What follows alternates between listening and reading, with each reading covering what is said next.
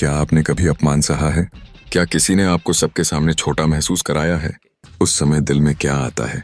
गुस्सा, बदला या हार मान लेने का विचार?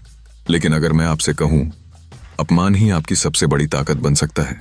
आज हम जानेंगे आचार्य की वह नीति जिसने एक अपमानित ब्राह्मण को संपूर्ण भारत का रणनीतिक निर्माता बना दिया। नमस्कार मित्रों, आप देख रहे हैं हमारा चैनल जहां हम की गहरी शिक्षाओं को जीवन में लागू करने योग्य सरल शब्दों में समझते हैं। आज का विषय है अपमान को शक्ति में बदलना। क्योंकि जीवन में हर किसी को कभी न कभी अपमान सहना पड़ता है, लेकिन फर्क यह है कुछ लोग टूट जाते हैं और कुछ लोग इतिहास बना देते हैं।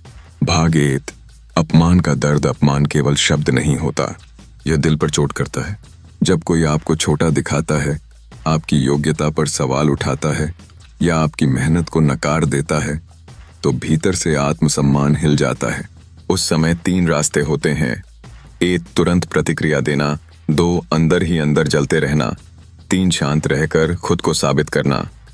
तीसरा रास्ता ही महान लोगों का रास्ता है। भाग 2। चाणक्य का अपमान। इतिहास बताता है कि एक समय चाणक्य को मगध के राजा द्वारा दरबार से अपमानित कर निकाल दिया गया था। वह क्षण साधारण व्यक्ति के लिए अंत होता, लेकिन चाणक्य के लिए वह शुरुआत थी। उन्होंने बदले की आग में अंधा होकर निर्णय नहीं लिया। उन्होंने उस अपमान को लक्ष्य बना लिया। उन्होंने संकल्प लिया, अन्याय के शासन को समाप्त करना है। और यही संकल्प आगे चलकर चंद्रगुप्त मौर्य के साम्राज्य की नींव बना। देखिए अंतर, अपमान वही था पर प्रतिक्रिया अलग थी, और प्रतिक्रिया ने इतिहास बदल दिया। भाग 3। अपमान का सही उपयोग। अपमान 2 तरह से काम करता है। अगर आप भावनात्मक हो जाएं, तो यह आपको तोड़ देता है। अगर आप रणनीतिक हो जाएं, तो यह आपको मजबूत बना देता है। जब कोई आपका अपमान करता है, तो वह आपको आपकी वर्तमान स्थिति दिखाता है। वह कहता है, तुम अभी इतने बड़े नहीं हुए, अब फैसला आपका है, रोना है या उठना है। भाग 4। प्रतिक्रिया बनाम रणनीति। साधारण व्यक्ति क्या करता है? तुरंत जवाब देता है।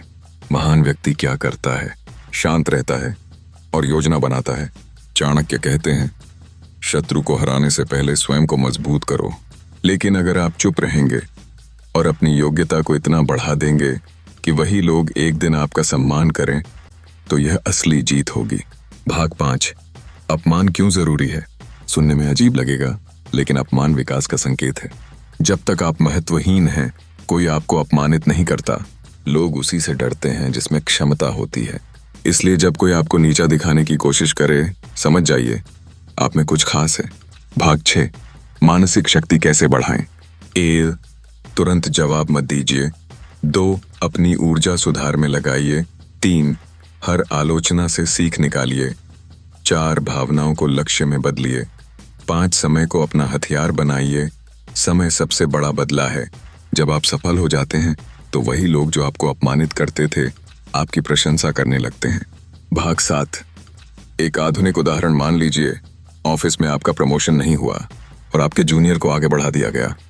आपको बुरा लगता है, आपको अपमान महसूस होता है।